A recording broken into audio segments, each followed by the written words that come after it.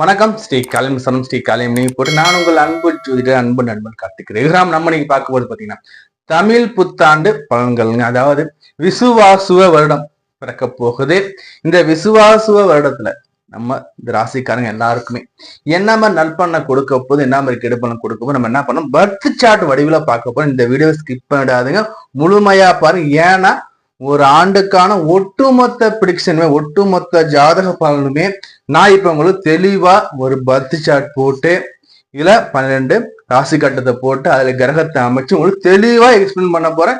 Skip பண்ணாதீங்க, இந்த வீடியோவை தொடர்ந்து பாருங்க. நம்ம சேனல் இன்னும் சப்ஸ்கிரைப் பண்ணா வீடியோ பண்ண சப்ஸ்கிரைப் பண்ணுங்க. அதே மாதிரி நம்ம சேனல் இப்போ ஃபர்ஸ்ட் டைமா பாக்குறீங்கன்னா உங்களோட விலை மதிப்பு இல்லாத பொண்ணாலும் சப்ஸ்கிரைப் பண்ணி கிளிக் பண்ணி கொடுங்க.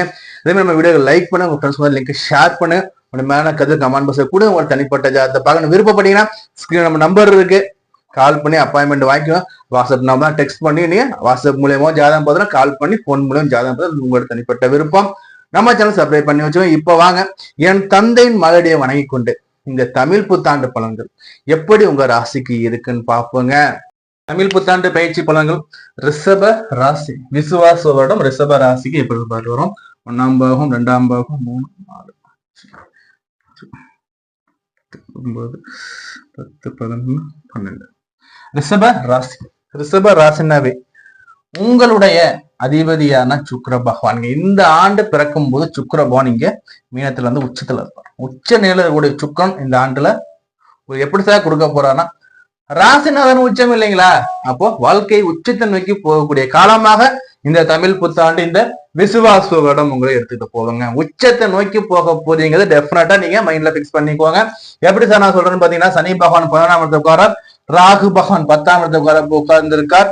சோ குரு பகவான் தனக்கார் 2ஆம் இடத்துல உங்களுக்கு அமர்றாருங்க. 11ஆம் அதிபதி பிளஸ் உங்களுடைய 8ஆம் அதிபதி குரு, இந்த குரு பத 2ஆம் இடத்துல உட்கார்ந்து இருக்காருங்க ரிஷபத்துக்கு.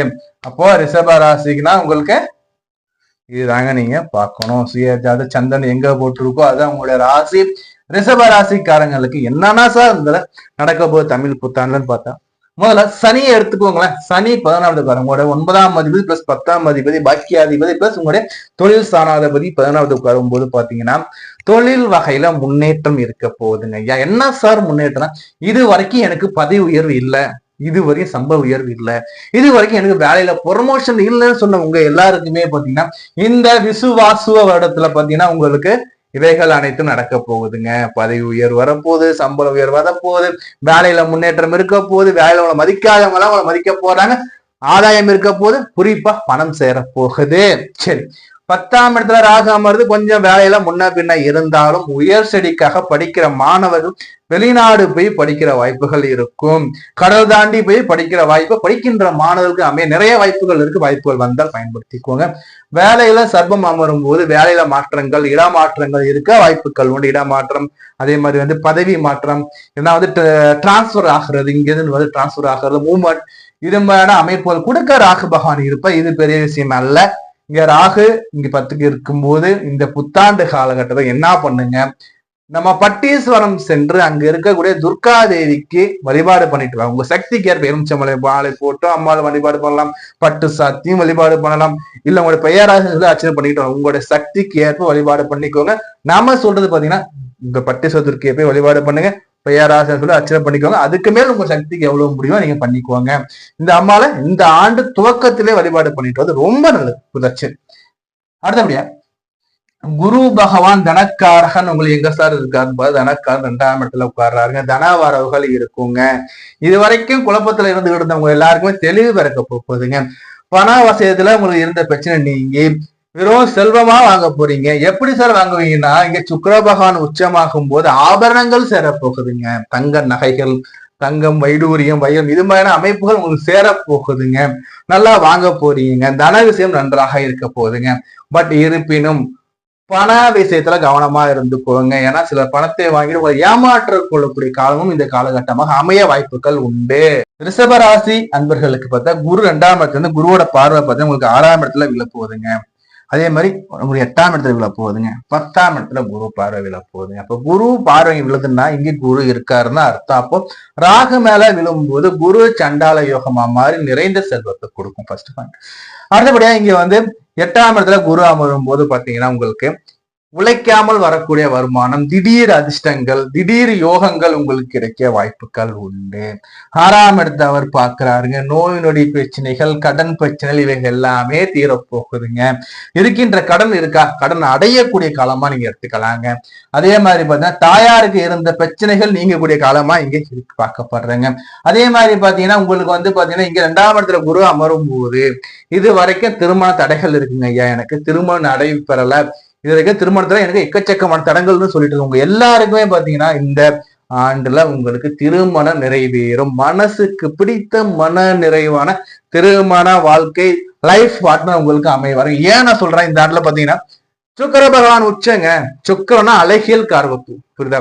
அவரை அதிபதியை கொண்ட நீங்க எல்லாருமே அழகாதான் இருக்கணுங்கிறது ஐதீகம். பட் அதே மாதிரி பார்த்தா இந்த ஆண்டுகள்ல எடுத்து பார்க்கும்போது திருமண வாழ்க்கை நன்றாக இருக்கும். சனி பகவான் உங்க ராசியை பாக்குறாருங்க. 11ஆம் இடத்துல இருந்து அவர் பார்க்கும்போது பாத்தீங்கன்னா சனி பார்க்கும் உடல்ல ஒரு சிறு உடல் சோர்வுகள் கொடுக்க வாய்ப்புகள் உண்டு. சோர்வு அடையாதீங்க. சோர்வு அடையும் போதெல்லாம் நீங்க என்ன பண்ண, உற்சாகமாயிட்டு நீங்க உங்களுடைய வேலைகளை பார்க்கும்போது இந்த சனி ஆதாய மலையை கொட்டுவார். நீங்க இந்த சனி கொடுக்கக்கூடிய சோர்வுக்கு நீங்க மயங்கிட்டீங்க, தூங்கிட்டே இருக்கீங்க, டயர்டாக படுத்தே கிடக்குறீங்கன்னா இங்க என்ன சனி தன் வேலையை செய்ய ஆரம்பிச்சிருவார், புரியுதா? அப்போ உடல் சோர்வாக இருந்தாலும் அது உழைப்ப ஸ்டார்ட் பண்ற வரைக்கும் தான் இருக்கும். வேலையை செய்ய ஆரம்பிச்சு ஃபாஸ்டா போயிடும். அப்போ உடல் சோர்வு பொருட்படுத்தாம பணிகளை நீங்க முடிக்கும் போது சனி அள்ளி கொடுப்பார். அதே மாதிரி சனியோட பார்வை 5ஆம் இடத்துல விழுதும் போது பாத்தீங்கன்னா மந்திரஸ்தானம் புத்திரஸ்தானம் சனி பார்க்கும்போது 11ஆம் இடத்துல இருந்து அவர் பார்க்கும்போது குழந்தை வாய்ப்புகள் உண்டு. அதே மாதிரி வந்து பாத்தீங்கன்னா குலதெய்வ ஆலயம் போயிட்டு வழிபாடு பண்ணிட்டு வரவும் உங்களுக்கு வாய்ப்புகள் வரும். இந்த காலத்துல குலதெய்வத்தை போயிட்டு வழிபாடு பண்ணுறது ரொம்ப ரொம்ப ரொம்ப உங்களுக்கு வந்து வாழ்க்கை மகிழ்ச்சிகரமாக இருக்கும். நீங்க வேண்டிய பலன்களை குலதெய்வம் அருள இந்த சனி பகவான் தன் பார்வையால உங்களை அங்க அழைக்கிறார்னு அர்த்தம். குலதெய்வத்தையும் வழிபாடு பண்ணிட்டு வாங்க. உங்களை 8ஆம் இடத்தை சனி பார்க்கிறார். 8ஆம் இடத்தை சனி பார்க்கும் போது பாத்தீங்கன்னா 8ங்கிறது நம்ம உடம்பு எடுத்து பார்க்கும்போது கழிவு நீக்க உறுப்புகளை சனி பார்க்கும்போது இங்க ஒரு சிறு உபாதைகளை கொடுக்க வாய்ப்புகள் உண்டு. காரசாரமான உணவை குறைச்சிக்குவோங்க.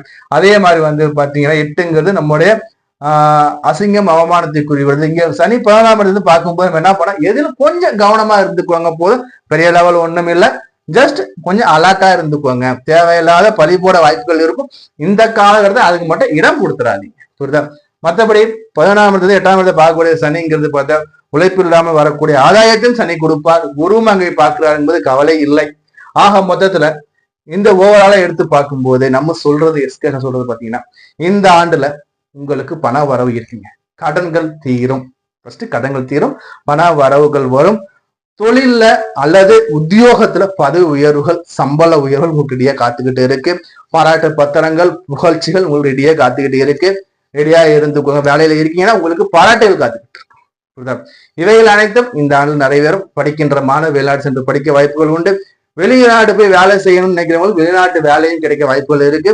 உங்களுடைய பாஸ்போர்ட் விசா ரெடியா வச்சுக்கோங்க. வாய்ப்புகள் வரும், பயன்படுத்திக்கோங்க. நம்ம உங்களுக்கு சொல்லக்கூடிய பரிகாரம் பாத்தீங்கன்னா துர்க்கையம்மன் பரிகாரம் பண்ணுங்க போதும், புரியுதுங்களா? வேற எந்த பரிகாரம் வேணும், துர்க்கையம்மன் பரிகாரம் மட்டும் பண்ணிக்கோங்க. அதே மாதிரி முடிந்த அளவு தர்மங்கள் பண்ணுங்க. எந்த அளவு பசியாத்துறீங்களோ அந்த அளவு உங்களுக்கு முன்னேற்றங்கள் இருக்குன்னு சொல்றேன். வாழ்த்துக்கள்.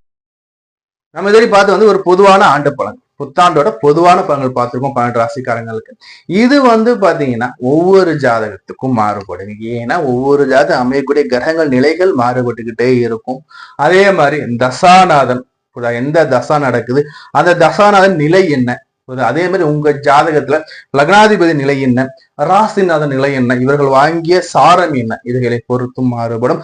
தசாநாதன் நிலையை பொறுத்து மாறுபடும். தசாபுத்திக்கு ஏற்ப உங்களுக்கு நடப்புல என்ன கிரகம் போயிடும், அந்த கிரகம் வாங்கிய சாரம் என்ன, அவர்கள் யாரால் பார்க்கப்படுகிறார்கள், இதையெல்லாம் பொறுத்து இந்த பலன்கள் முன்ன பின்ன வேறுபடுங்க. நீ இந்த பலன்களை உங்க ஜாதகத்துல அப்ளை பண்ணி பாருங்க. உங்களோட மேல கத்து கமெண்ட் பாக்ஸ்ல கொடுங்க. உங்களோட தனிப்பட்ட ஜாதகத்தை நம்மகிட்ட பார்த்து நீங்க தெரிஞ்சுன்னு பிரியப்பட்டீங்கன்னா நம்ம நம்பர் பாத்தீங்கன்னா ஸ்கிரீன்ல இருக்கு. எப்ப வேணா டெக்ஸ்ட் பண்ணுங்க. டெக்ஸ்ட் பண்ணி அப்பாயின்மெண்ட் வாங்கிக்கோங்க. அதே மாதிரி வந்து பாத்தீங்கன்னா இந்த வீடியோ ஃப்ரெண்ட்ஸ் நம்மளோட ஷேர் பண்ணுங்க, புரியுதுங்களா? நான் உங்களை வேறு கால சந்தி. நான் உங்கள் அன்பு நண்பன் அன்பு ஜோதிடர் கார்த்திக் ரேகாம். நன்றி, வணக்கம்.